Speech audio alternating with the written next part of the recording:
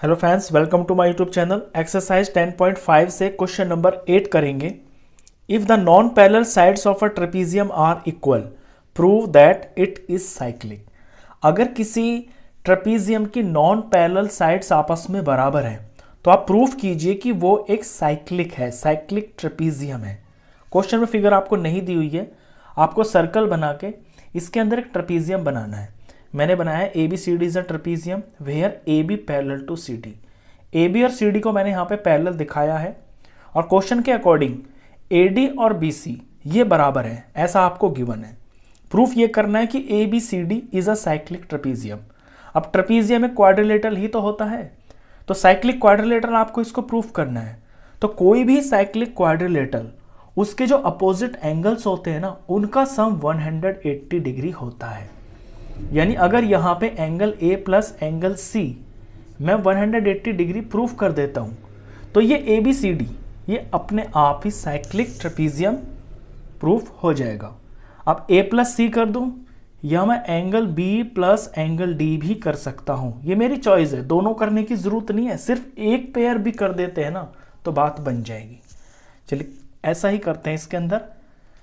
तो क्वेश्चन करने से पहले इसमें आपको कंस्ट्रक्शन करनी पड़ेगी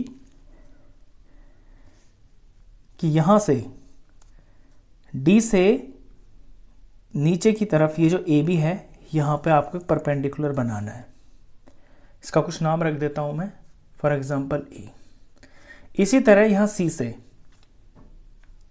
इधर एक परपेंडिकुलर डालना है, इसका नाम मैं एफ रख देता हूं। तो कंस्ट्रक्शन लिखते हैं पहले। कंस्ट्रक्शन में draw D E perpendicular to A B and C F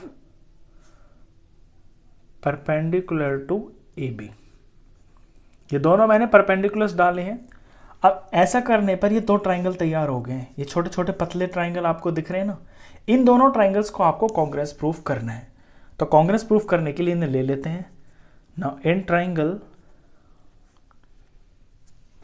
D E A and triangle C F B, इन दोनों ट्राइंगल के अंदर मैंने देखा कि ये जो एंगल ई है और एंगल एफ है, अभी अभी मैंने कंस्ट्रक्शन डाली है, 90 डिग्री के होंगे क्योंकि ये परपेंडिकुलर्स है। तो लिखूंगा इसका angle E is equal to इसके एंगल एफ के बराबर और रीजन होगा ईच 90।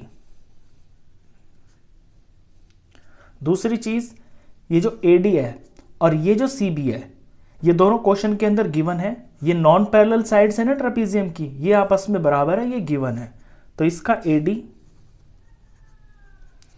और इसका ये बी सी साइड ये बराबर है, ये गिवन हो गया। तीसरी चीज, ये जो डी ई है और ये जो सी एफ है, इनकी जो लेंथ है ना ये बराबर होगी क्योंकि यहां पे डी सी और ए बी आपस में पैरेलल लाइंस है और पैरेलल लाइंस के बीच में हर जगह पर डिस्टेंस बिल्कुल सेम होता है। जैसे ये दो पैरेलल लाइंस है ना और डिस्टेंस हमेशा 90 डिग्री पर ही तो होता है। तो जब ये पता है कि ये 90 डिग्री है, ये परपेंडिकुलर है, तो ये इसके डिस्टेंस ही हो गए, ये बराबर होंगे। तो इसका डी ई इसके सी एफ के बराबर होगा। रीजन में हम जरूर लिखेंगे कि distance between parallel lines is same everywhere.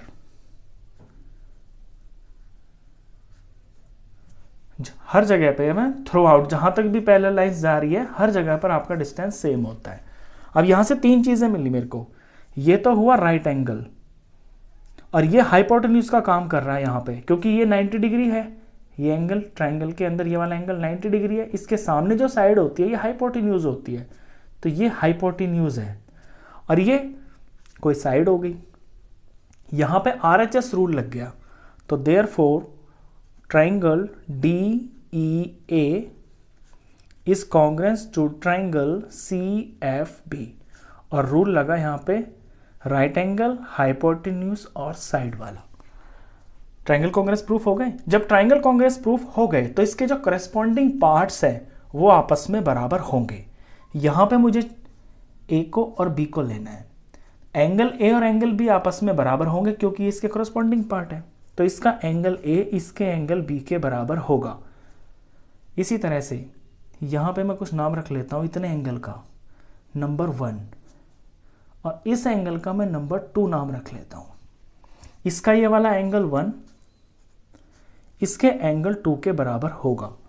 ये जो है ये करस्पॉन्डिंग पार्ट्स हैं और कॉन्ग्रुएंट ट्रायंगल्स के करस्पॉन्डिंग पार्ट है, तो रीजन में हम जरूर लिखेंगे CPCT यानी corresponding parts of congruent triangles, और इसका नंबर हम 1 रखेंगे। अब ये जो दो एंगल मैंने निकाले हैं यहाँ पे CPCT से, इनका मेरा आगे चल के यूज होगा। मुझे यहाँ से उठाना है नंबर 1 और नंबर 2 को। नाउ क्योंकि angle 1 is equal to angle 2 है, तो मैंने ये लिख लिया यहाँ पे। अब इसी चीज के अंदर मैं अपने पास से दोनों तरफ 90 ऐड करूंगा, तो लिखूंगा एडिंग, ये मैं लिख दूंगा यहाँ पे कि फ्रॉम 1 से लिया है मैंने, adding 90 degree on both sides. दोनों तरफ मैं अपने पास से 90 ऐड कर दूंगा, तो angle 1 plus 90 degree is equal to angle 2 plus 90 degree. ये बराबर क्यों रहेगा? क्योंकि खुद ही आपस में बराबर है, और किसी इक्वल चीज के अंदर जब हम कोई इक्वल चीज ही जोड़ देते हैं दोनों तरफ, तो रिजल्ट पे कोई फर्क तो पड़ता नहीं है, तो अभी भी ये बराबर ही रहेंगे। अब यहां पर एंगल 1 तो इतना है ये वाला, और इस 90 की जगह पे मैं लेफ्ट साइड में ये एंगल जोड़ सकता हूं, ये वाला, क्योंकि ये 90 ही तो होगा। जब भी लाइंस पैरेलल ये होती हैं, आपकी लाइंस पैरेलल होती हैं, तो ये दोनों एंगल्स मिलके 180 डिग्री के होते हैं, जिसमें से ये वाला मुझे पता है कि ये 90 है, तो ये भी 90 ही होगा। तो ये वाला एंगल 90 ही होगा इसके अंदर। इसका नाम मैं रख लेता हूं यहाँ पे EDC, इसका नाम है EDC। नेक्स्ट स्टेप में एंगल 1 प्लस एंगल EDC। इसी तरह यहां 2 को तो 2 ही रखूंगा, और 90 की जगह मैं ये एंगल का नाम ले लेता हूं, ये वाला FCD, एंगल FCD। अब इन दोनों को जब आप फिगर के अंदर देखेंगे तो एक पूरा एंगल तैयार दिखेगा आपको। देखिए एंगल 1 इतना सा है, पतला सा, और ये वाला एंगल 90 डिग्री है, EDC। जब इन दोनों को जोड़ेंगे यहां से और यहां तक जो एंगल बनेगा वो बनेगा ADC। तो इस तरह बन गया एंगल ADC, और इधर एंगल 2 इतना है, और इसके अंदर FCD जोड़ा है आपने, तो यहां से लेके यहां तक, तो ये जो पूरा एंगल बना है ये बन गया है BCD, एंगल BCD। अब ये दोनों के दोनों एंगल अगर हम अकेला लिखे, सिंगल नाम लिखे, तो इसे हम एंगल D लिख सकते हैं, क्योंकि एंगल D ही है ये, और इसे हम एंगल C लिख सकते हैं, और इसका रिजल्ट नंबर मैं रखूंगा 2। अब नंबर 1 में देखिए आप, नंबर 1 में आपने ये दिखा रखा है कि A is equal to B है। ये 1 2 अब सारा भूल जाइए, सिर्फ इसके ABCD पर ध्यान दीजिए। नंबर 1 में आपने दिखा रखा है कि A एंगल जो है वो B के बराबर है, ये दोनों आपस में बराबर है। नंबर 2 में दिखा दिया आपने कि एंगल C और एंगल D ये आपस में बराबर है। ये दोनों चीजें अब आपके काम आने वाली हैं। अब हम यहां पे लगाएंगे angle sum property of quadrilateral. तो angle sum property of quadrilateral में क्या होता है कि चारों के चारों एंगल मिलकर आपके 360 डिग्री के होते हैं। तो नाउ इसके बाद का स्टेप ये है, angle A plus angle B plus angle C plus angle D, ये चारों ही मिलकर 360 डिग्री के होंगे। रीजन जरूर लिखेंगे, sum of all angles of a quadrilateral. अब देखिए मेरे पास दो ऑप्शन है, मैंने आपको बताया था ना शुरू में, या तो A और C को आप 180 दिखा दें, या B और D को आप 180 दिखा दें। तो मैं क्या करूंगा, यहाँ पे पहले मैं ये डिसाइड करूंगा कि मैं दिखाना किसे चाहता हूं। तो मैं ले लेता हूं angle A plus angle C को दिखाना चाहता हूं 180 डिग्री। तो अब यहां जो A और B है ना, इन दोनों की जगह पे मैं A ही रख लूंगा। तो angle A plus angle A. क्यों? क्योंकि ए जो है वो बी के बराबर है। इसी तरह से यहां मुझे सी चाहिए ना, तो यहां सी और डी, ये दोनों की जगह पर मैं सी ही रख लूंगा। क्यों? क्योंकि सी और डी आपस में बराबर है, जहां पे डी है मैं वहां सी लिख सकता हूं, इज इक्वल टू 360 डिग्री। अब ये ट्वाइस ऑफ एंगल ए हो गया और ये ट्वाइस ऑफ एंगल सी हो गया, ये मिलकर 360 डिग्री। यहां दोनों में 2 कॉमन है, 2 बाहर ले लेते हैं। ये angle A plus angle C is equal to 360 degree. अब सिर्फ अगर angle A plus angle C को यहां छोड़ेंगे तो ये जो 2 यहां मल्टीप्लाई में है ये इधर आकर डिवाइड में हो जाएगा, डिवाइडेड बाय 2।